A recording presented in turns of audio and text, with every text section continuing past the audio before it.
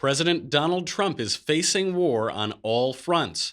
He's been accused of insensitivity toward a Gold Star widow. Former future President Hillary Clinton is slamming his North Korea strategy as dangerous, and rumors swirl over a Bannon-induced White House conflict with Mitch McConnell. We'll discuss the fallout.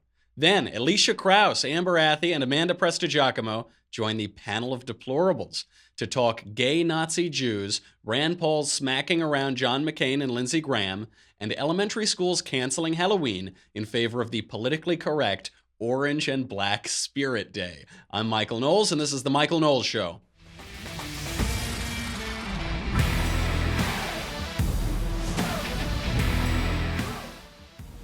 We have so much to get to today.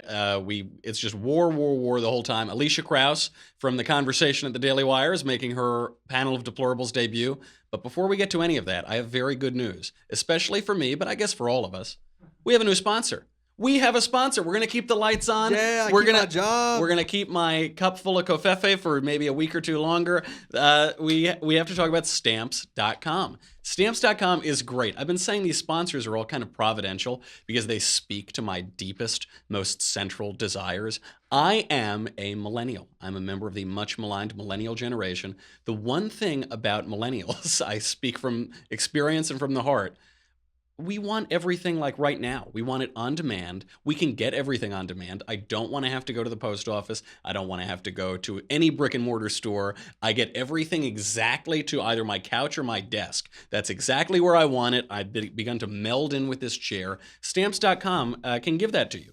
Anything that you can get at the post office, you can do right from your desk with Stamps.com. So you can buy and print official U.S. postage for any letter or package using your own computer and printer.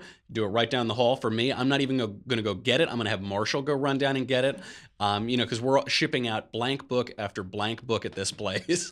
And I just don't want to go to the post office. I don't want to wait in line. I want to have it right at my desk. Unlike the post office, Stamps.com never closes. So usually I'll procrastinate 7 or 8 hours before I do anything, even get a cup of coffee. And by the time I do that, all the stores are closed. Stamps.com, you can do it right from where you are, whenever you want, at 3 in the morning, which is when I do most of my work. In the old days, there used to be these postage meters. Marshall's obviously too young to remember this, but it's how businesses would post for their packages and for their letters. They would always break. They were always clunky. It wasn't a really not a good system. This is way more streamlined, much more modern. It's just the way to mail things these days. So right now, and by the way, this is the real reason you got to give these guys some love. They made my promo code COVFEFE. COVFEFE. So right now, if you go over to Stamps.com, use my code. Make sure you use my code. It's up in the top corner right by the microphone when you go to the homepage. Type in COVFEFE. Promo code COVFEFE, COVFEFE. That's Stamps.com. Enter COVFEFE and never go to the post office again. And help us keep the lights on. Okay, we've got so much to get to right now. Let's begin with this story that's all over the news. Florida Congresswoman Frederica Wilson, it's always some Florida woman, has come out swinging against President Trump with an allegation that one of her constituents, a Gold Star widow, received a phone call from Trump after her son, Sergeant LaDavid Johnson, was killed in Niger 2 weeks ago. Wilson alleged that this is the Congresswoman, alleged that Trump told the widow, quote, "Well, I guess he knew what he signed up for, but I guess it still hurt." We don't know what he said. We do know that this Florida Congresswoman is pretty kooky, and she comes from a far left ideological background. She famously introduced a congressional resolution to honor Trayvon Martin. She called for Trump's impeachment a couple months ago, and she wears these weird hats all the time. The timing is also a little coincidental. Just a couple days ago, Trump suggested that Obama didn't call Gold Star families when soldiers were killed in action. Now we have this Democratic rep swinging back. A great guy on Twitter, Matt's Ideas Shop, laid it out fairly well in a likely, unlikely diagram. Because look, Trump may have said something to that effect. He's not exactly the most eloquent guy in the world. He might have said something to the effect of, "My condolences, your husband made the ultimate sacrifice. He bravely enlisted. He knew what he signed up for. He's ready to give his life. He's a hero. So that's one version of this, some series of those kind of lines. Or he might have said, hey, yo, it's me, the Donald. Your husband knew what he signed up for. Are we cool? What do you think it is? I'm sorry. I don't care how inarticulate Donald Trump can be. I don't think it was the latter. He may have said some comment to that effect, but the Democratic Congresswoman who's made this a cudgel, given the timing and given her past history, I think it is worth questioning what her political motives are here. Regardless, the really sad thing about this episode is that there's a brave American, Sergeant LaDavid Johnson, who made the ultimate sacrifice for our country, for my freedom and for yours, and he's now being used as a blunt political cudgel by a cynical Democrat congresswoman. It's really awful, and we shouldn't give it. We should address it, obviously. We should address the allegations, but we should not spend more time talking about this cynical woman. This Democratic propagandist that even if she's alluding to some truthful comment here, is obviously twisting it for political purposes. In other war-related news, my battle axe of a cousin, Hillary Clinton, is despicably mouthing off on foreign soil. The former future president slammed President Trump's North Korea policy as, quote, dangerous and short-sighted, today during a speech in South Korea. She alleged, quote, picking fights with Kim Jong-un just puts a smile on his face. I think the real quote went like, what happened? Something like that. But we were translating it, obviously, for the American audience. The irony defies reason, but then the Clintons are immune to shame. Donald Trump is Clemens von Metternich compared to Hillary Clinton. Let's just establish that first. She has no credibility here. Her disastrous handling of foreign affairs, from the failed Russia reset to her awful handling of crises in Egypt and Libya and elsewhere in the world, it should disqualify her from saying boo about geopolitics. But more than that, she, and particularly her husband, bear the lion's share of the blame for the North Korean nuclear crisis that we find ourselves in. In 1994, people might not remember this, Bill Clinton refused to respond when Kim Jong-il pursued nuclear weapons and when Kim Jong-il refused to allow weapons inspectors to review 2 of his nuclear waste sites, in complete violation of the Nuclear Non-Proliferation Treaty.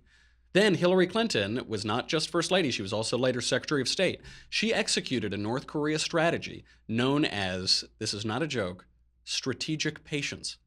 Strategic patience. You couldn't make that up in political satire. And that strategic patience was very unstrategic because it only allowed the threat to grow. President Trump and Secretary of State Tillerson, their handling of North Korea has apparently been pretty good so far from what we can tell. It's very hard. We're getting mixed signals. We don't really know what's happening. Dead. And we're not dead. We haven't been obliterated yet. Trump secured the release of that American student, Otto Warmbier, who was jailed by the Kim regime during the Obama administration. But fine. Hillary is bitter that she lost the presidency twice. She can't get over it. She's clearly being ripped apart from the inside out. Who cares? The real offense here is that she's criticizing U.S. policy on foreign soil. There has long been a taboo against doing this. We have robust political debates at home, and then abroad, American citizens are supposed to present a united front. They're supposed to refrain from criticizing the present policy overseas. Hillary, however, is immune from shame. Patriotism be damned. My cousin, what a traumatic family reunion this will be next year. The third battlefront that President Trump faces right now is the apparently Steve Bannon-induced war between the White House and Mitch McConnell. President Trump, standing next to McConnell at this press conference, claimed, quote, my relationship with this gentleman is outstanding. Very Trumpian. There's probably an exclamation point at the end. McConnell echoed this. He said, contrary to what some of you have reported, we are together totally on this agenda to move America forward. But then Donald Trump, in typical fashion, went on to say that he also, quote, totally understands the frustrations of Steve Bannon. And Bannon plans to run primaries against congressional leadership and establishment Republicans. Bannon has declared #war on the Republican establishment and the conservative establishment for that matter. For analysis on this last bit on the Bannon, McConnell, Trump, who knows what's happening, we have to bring on our expert panel of deplorables. An all-female panel just to celebrate Harvey Weinstein and Hollywood falling apart. We decided to bring all the ladies on the show today. We have Amber Athey from the Daily Caller. We have Amanda Prestigiacomo from the Daily Wire. And making her panel of deplorables debut, we have Elisha Krauss, our old friend Elisha Krauss, who you might have seen on The Conversation yesterday with Andrew Klavan, and now the Daily Wire's very own. Ladies, thank you for being here. Thanks. First question, Elisha.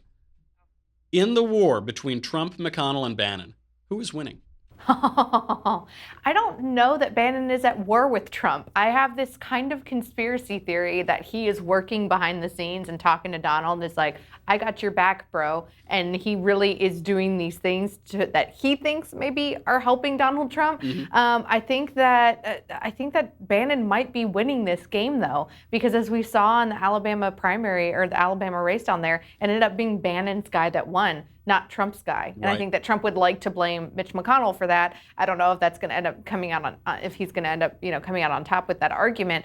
But I think that Bannon is apparently recruiting candidates across the country to pursue and push forward legislation and agendas that Bannon thinks are what Trump should be doing that he isn't doing anymore. And that's how Bannon positioned his exit from the White House. Mm-hmm. He said, I'm not being fired. I was always going to leave. I can help Trump a lot more from the outside than I can on the inside. Maybe that's true. Maybe it isn't. Amber, is Bannon just trying to position himself in the best possible light, trying to make himself seem like a player here? I think that's what Ben Shapiro suggested earlier today. Or is he acting on behalf of the White House, like Elisha thinks?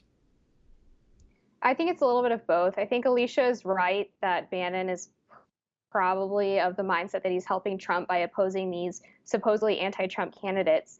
But at the same time, I don't think he really has as much power as he lets on. When you look at the Alabama race, Roy Moore was already really, really popular and slated to win that race. So I'm not sure how much of an effect Bannon really had there. And if you consider the fact that he thinks that being at Breitbart gives him a lot of power, that would mean that places like the Daily Caller and the Daily Wire would also be able to, shape electoral races. And I'm just not sure that that's really the case. Oh, I feel... No offense to us. Yeah, I don't know. I kind of feel like I can zap lightning out of my fingers or something, but maybe that's just a difference of reaction. Amanda, Trump has been saying very nice things about Mitch McConnell, regardless of the Bannon dynamics, regardless of whether they're working in collusion. He's been saying nice things about, like, one of the most detested Republicans in the country. Pigs are flying on a cold day in hell. How long will the bromance last? As long as it's beneficial to Trump. I mean, he can turn on McConnell at the drop of a hat. So Trump knows how to play this game better than anyone. If you think it's beneficial to, cozy up to McConnell and have that presser where they're all buddy-buddy, then he'll do it. And then the second he wants to put the blame back on McConnell, he will. And we've seen that before. So it's just whatever is beneficial to Trump, he'll spin it in a way that, McConnell's good or bad. Right. It's whatever it's beneficial to him. People are knocking him because they say he has a tough relationship with the truth. He says one thing one day, says one thing the next. I actually really like it. I do think the New Yorker thing is at play with my read on that, because that is just how New Yorkers talk. They'll come out, they'll say, "Oh yeah, I love this guy. He's like a brother to me. Yeah, he's doing the great work out there." He stabs you in the back. Yeah, and then the next day, if McConnell stabs Trump in the back, he'll say he's a total loser. I hate his guts, and who cares? Yeah. There's like and then he'll come back around. His I don't say dishonesty, but his relationship with the truth, I think it's sort of guileless here. He's very open. That Donald Trump is going to do this. The minute McConnell turns on him, it's going to be no holds barred. Yeah, and it helps him kind of push whatever he wants forward, because they know that he's, I'm in his good graces. No, for this second. So they know that right. They're going to be held accountable. And he kind of, strings them along that way. Gotta love it. That's that. I think I compared him to Metternich earlier in the show. I don't know if future historians will recognize the political genius of Donald Trump, but they probably should. He's actually been working at a much higher level than I think a lot of people gave him credit for. Okay, we've got a lot more news to get to. We have to get to the war on Halloween before the war on Christmas. There's now a war on Halloween. There is so much to talk about, but if you don't subscribe to the Daily Wire, you can't see the rest of it. We appreciate all the current subscribers. You're helping keep the lights on. You're helping keep Covfefe in my Tumblr. But for the rest of you, go over there right now. You'll get me. You'll get the Andrew Klavan Show. You'll get the Ben Shapiro Show. All that is just $10 a month or $100 for an annual membership. But I know you're thinking, I don't know, that's a lot of shows. Who cares? Whatever. But look at this, guys. Look at this. the leftist tears tumbler filled to the brim with covfefe right now. This is the finest mechanism for drinking tasty leftist tears in the country. The vintage we've prepared here is actually from South Korea. It's from Seoul after Hillary Clinton's speech. Obviously, it's not a limited run because Hillary Clinton has been spouting salty leftist tears for 9 months now, and really for the better part of 30 years. But you can have that vintage can be yours if you go to thedailywire.com right now. We'll be right back.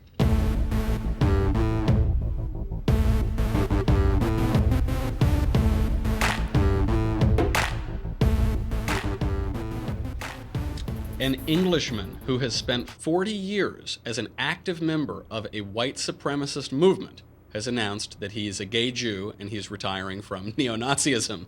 Elisha, we're talking about a Jewish neo-Nazi here. Mm-hmm. Do we have a clip of this guy? Were you thinking of your mom? No. But why not? Because that term, the Jews, you're presenting a global faceless mass of people. You can't personalise it. You can't see an individual there. That's not even your mum. No, and that's the sort of generalisation that results in 6 million people being deliberately murdered. We've heard this term Jewish neo-Nazi before. That's what all the crazy campus lefties call Ben every time he shows up there. This guy, it's a really interesting interview. He explains that he joined the neo-Nazis and the white nationalists and all that because he was a loner, basically. He didn't have any friends. He didn't have anything to do. Do you think, I don't want to get into too much psychobabble, do you think that explains some of these alt-right guys too? I'm not talking about the Pepe people who are mischievous. I'm talking about the real racist, neo-Nazi types, Richard Spencer. Does that social ostracism explain their political actions? Maybe potentially. I think this also ties into the #MeToo campaign. Bear with me for a moment. I think Matt Walsh and Ben Shapiro pointed out really good points that when society doesn't have a standard that's set of like what real men need to do, and then manliness in general by many in the leftist feminist movement is kind of poo-pooed on and looked down on, then unfortunately, sometimes you have men that look to the wrong types of groups to create those friendships and those standards of decency that are like really bad and shouldn't be followed. And then once they become a part of that group, they adhere to all those ideas because they don't want to lose their circle of friends. On a very extreme level, we've seen this with ISIS and how ISIS targets young men, specifically on Twitter and in educational places and in some radical mosques around the world. And I think that it kind of makes sense that the KKK and these neo-Nazi groups would be recruiting people and members in the same way. But I mean, his interview was really impactful. And a friend of the program, Bethany Mendel, has pointed out that when you target those people in a good way and befriend them and show them the face of women, Christians, Jews, gay people, black people, they have a really hard time then just identifying hatred toward the entire group because they've gotten to know you as an individual. Of course. I love that dynamic there, the individual versus these collective group identities. And I think that's certainly the case. Even with the Me Too comparison, there is not in the culture an ideal of what masculinity should look like, of what manliness should look like. I think it's the same with these neo-Nazi types. They say they're defending Western civilization, but they don't really understand what Western civilization is. Or adhere to those values. So they say, we want to protect Christendom, but we want nothing to do with Christianity. Yep. That absolutely, excellent analogy. Amber, lefties call anybody on the right racist, fascist, neo-Nazi, whatever they have. They accuse us of hate, just as they would accuse David Duke of hate or Richard Spencer. How do we make sure that we don't wake up someday, or woke up, probably is more like it, and disavow all of the views that we hold right now? How do we know that we're not as crazy and awful as they say that we are?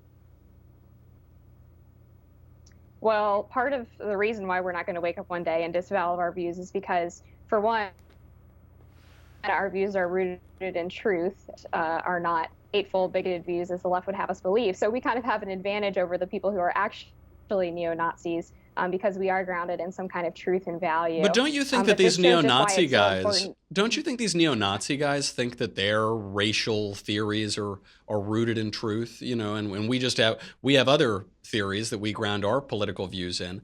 How do we know that we have the right ones? How do we know that we have the true ones?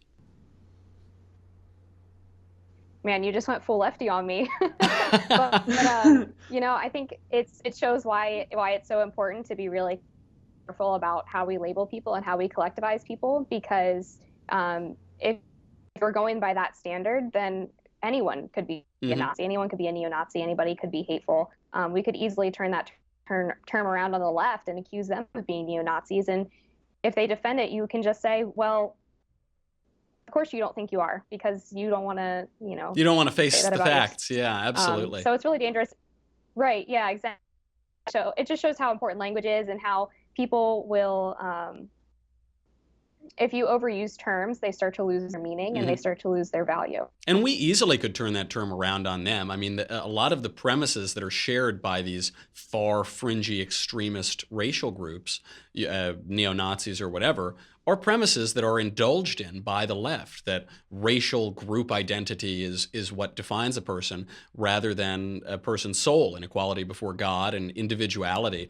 By the way, I think that's why we're not going to woke up someday and realize that really we should have been lefty social justice warriors, is because their premises are similarly wrong to those neo-Nazi premises. And as Elisha suggested, we're the ones who are saying, look at the individual, judge the individual. We're all created in God's image, and we have to live out those ideas that have caused the West and that have been developed in the West. But part of these problems, I mean, not to get too theological here, but get too theological. We're delving into Shiite Catholicism on this show, so please bring it up. We are, created in the image of God, and that's where our belief in natural law starts and the equality of man starts. But unfortunately, in our culture, leftists have distanced God from the involvement of human importance, right? Or human value, especially. I mean, look at what they do to babies in utero. And so therefore, that individualism isn't important to them,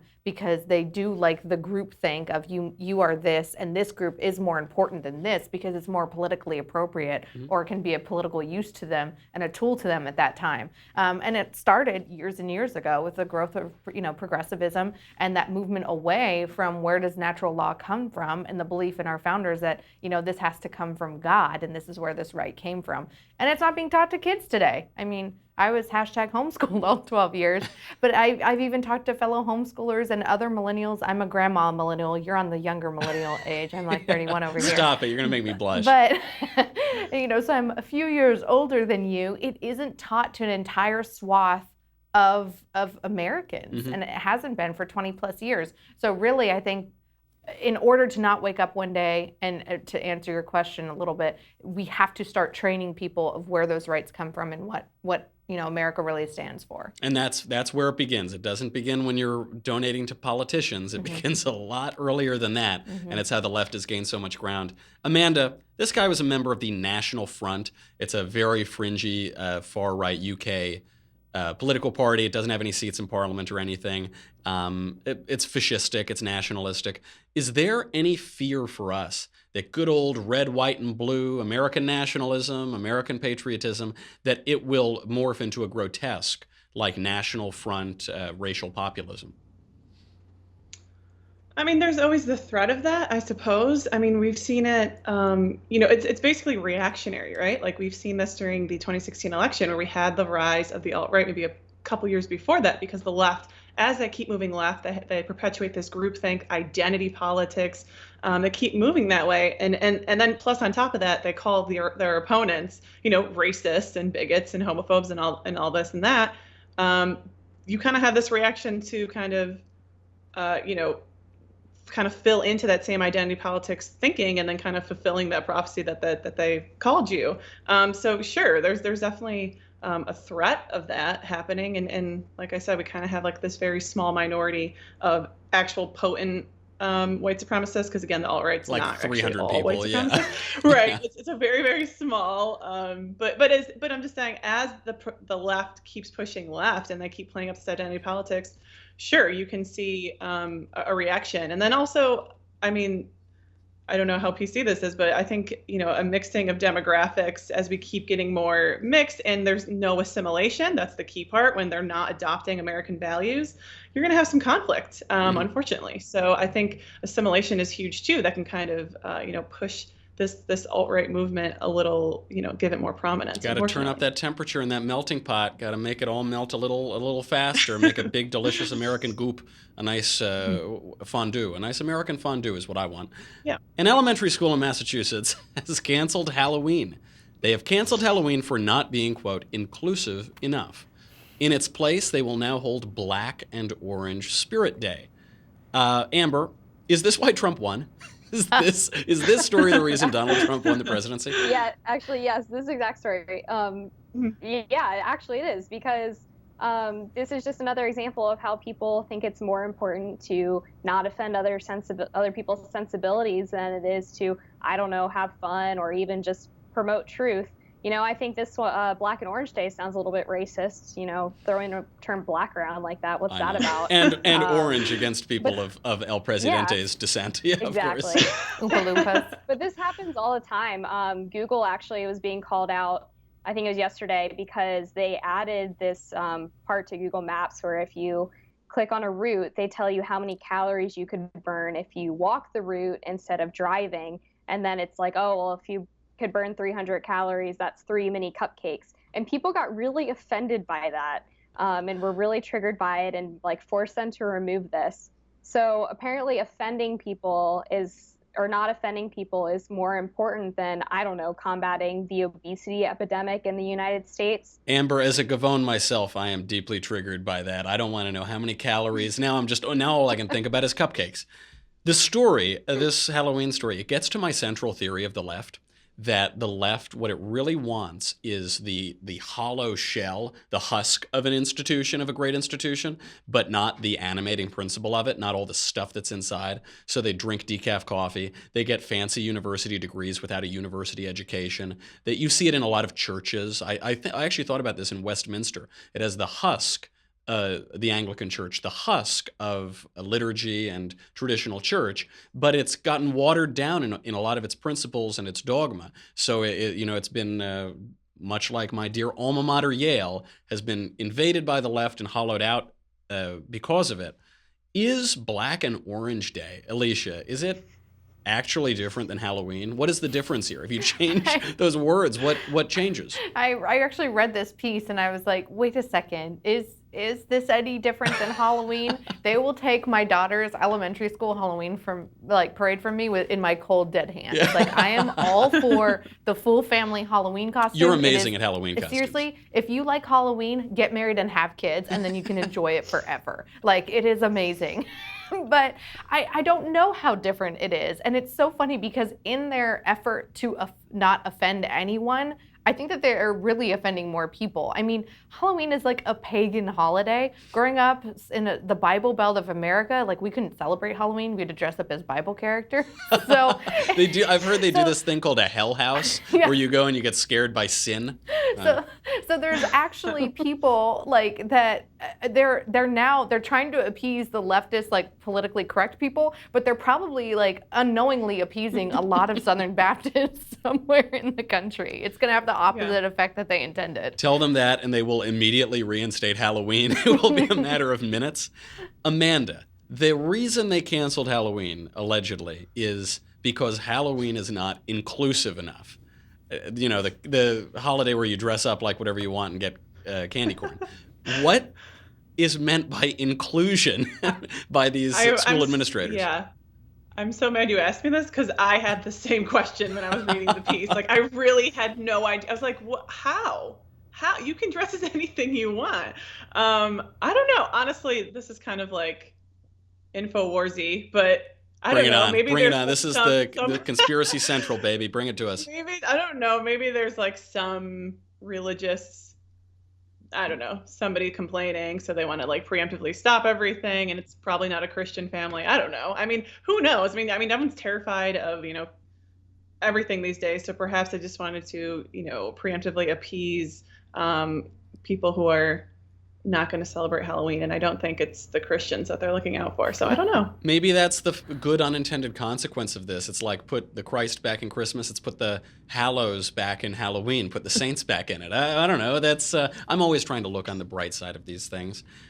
Yeah, actually, I don't like Halloween. I'm that old. I'm inside I'm a 75-year-old Southern Baptist like preacher. Like I hate it. I'm like, oh no, like I don't want to do this. I want like, can we just be all nice and like sing church hymns? Like I don't like it actually. I really That is hate so Halloween. beautiful. Because Amanda, you do have a reputation in your writing of being a little, on occasion curmudgeonly. I do love the idea of like a little trick or treater knocking on your door. You just rip the candy from them, have everybody sing like hymns, and that's beautiful. That's a beautiful thing. Yeah. It's just all for the greater good. Very Christian. You're probably saving their souls. Moving on, Senator Rand Paul has recently slammed John McCain and Lindsey Graham. I know you're shocked. He slammed them for parading as conservatives. Senator Paul tweeted, Senators McCain and Graham are torpedoing the budget by insisting on busting the budget caps for more spending. Amanda, does Rand Paul have any credibility here? He's been torpedoing conservative legislation all year, except that he's doing it from a libertarian perspective instead of from a neoconservative perspective. I gotta go with Rand Paul here. He's the only one who somewhat sticks to conservative libertarian values, and yes, he's been kind of a thorn in the side of President Trump. But as we just saw with the healthcare thing, he helped with that executive order to allow more, to get rid of our regulations. So I think, I don't want to sound like a shill for Rand Paul here, but I feel like he's actually trying to push something semi-libertarian, semi-conservative, because my goodness, McCain and Graham, they're all the way on the left. So I know. So I kind of think that he does have some credibility just because every now and then he'll stick to his principles. I will say I've been hitting Rand Paul a lot in the last few weeks because he's been completely useless in the Senate recently. But he is on the side of fiscal responsibility here. He's brought up a term that people have not been discussing, even conservatives haven't been discussing all year, which is federal spending, which is the national debt, which is debt to GDP. Amber, Right. do you think that in this age of cultural battles, which is clearly what we're in, it's clearly what we elected Donald Trump to do, can debt to GDP ratios still excite conservatives? Gosh, I really hope so. I'm reminded of the days back from like 2008 to 2012 where the Tea Party was really popular and they were all about bringing down the national debt. And even if this isn't something that's super popular among maybe Donald Trump's base, there are still conservatives in Congress who care about this. We saw this in all of these debates about the disaster relief bills. Just yesterday, a bunch of conservatives voted against a bill that would help Puerto Rico because they were upset that a lot of the spending wasn't going to straight disaster relief. I think Mark Meadows was among those, Jim Jordan. So it's still something that they talk about. It's not as to the front of the conversation as it used to be. But I think President Trump would be really smart to get on board with lowering the national debt because he loves to talk about GDP growth. And as we all know, a $20 trillion national debt is not going to be super useful for growing the economy. When you have something like 90% debt to GDP or approaching 100% debt to GDP, that is a drag on the economy. It would be nice if they did that. Right. Back to McCain. Elisha, John McCain has malignant brain cancer. Mm-hmm. It's unlikely that he will be around this time next year, but this guy is going to go down swinging. He's going to swing against his political opponents. He's going to probably swing against his own brain cancer. You gotta, even if you don't agree with McCain on a lot of things, as I don't, you do kind of have to admire that spirit. I mean, this guy is piss and vinegar pretty much till the end. Do you think that conservatives, knowing that John McCain is not long for this world, can we in good taste fight back against his terrible legislative goals? Well, one, I hope that he does fight this and win. I mean, he is the maverick, and I think that would have been something that they should have pushed a little more back in 2008 when he was running against then Senator Barack Obama. I think that there were a lot of pros of McCain's character and past experience that the people that were working on the campaign didn't work on enough. And I think that there's still members of the GOP in the Senate that can go to the senator and they can work together. I really don't think that he wants to go down destroying his side of the aisle. I don't think that at all. But I think it could be interesting to see what happens.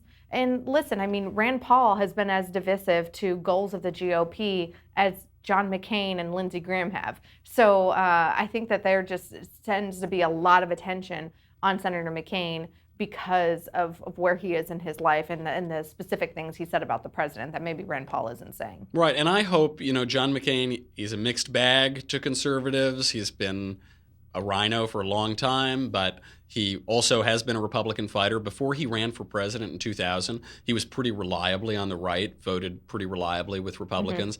It would be nice if in this last part of his career, if he would come back and help us out and affect some policy rather than just run down Trump's agenda. But I don't know. I don't think he watches my show. We should make him. There are some things, to be fair, there are some things in Trump's agenda that ain't so conservative. And so, if McCain is going to run down the parts of Trump's agenda that aren't conservative, then I am all for him in that way. Sure. But we hope, we just hope that something like Obamacare repeal or something that should be a no-brainer, that he'll come around on it. But I guess we'll have to wait and see. That's our show today. Panel, thank you for being here. Amber Athey from the Daily Caller, Amanda Prestigiacomo from the Daily Wire, and first-timer, our old pal, Elisha Krauss. Can't wait to have you all back. I'm Michael Knowles. This is The Michael Knowles Show. Be sure to check out my new podcast with Andrew Klavan. It's narrative fiction. Hollywood is falling apart, and we are pulling up some culture, hopefully, and some art from the conservative side. It's called Another Kingdom. Check it out on iTunes and on Ricochet. And then also get your mailbag questions in for tomorrow, and we will answer all of the questions that you have for the entire rest of your life. So get it in. I'm Michael Knowles. This is The Michael Knowles Show. We'll see you tomorrow.